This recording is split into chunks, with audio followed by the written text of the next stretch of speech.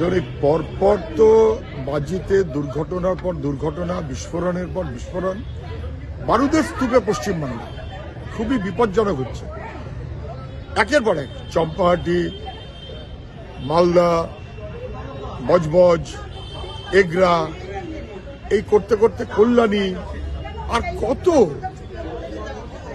ধরুন চম্পাহাটিতে সবাই জানেন ক্লাস্টার ইন্ডাস্ট্রি অনুমোদন করা হলো বিজ্ঞানসম্মতভাবে, গরিব মানুষ তার কাজের সুযোগটাকে রেখে বিজ্ঞানসম্মতভাবে বিস্ফোরণের আইন মেনে সব বন্দোবস্ত হল।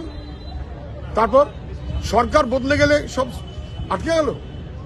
এখন আমি শুনছি এতদিন পর একটা কোনো জমি টমি নাকি চিহ্নিত হয়েছে।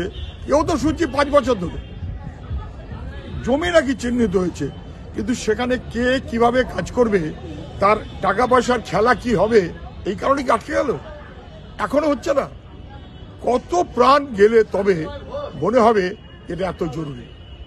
এই জরুরি কাজটাকে আমি জানি না সরকারের অথবা শাসক দলের উদ্যোগ এত কম কেন।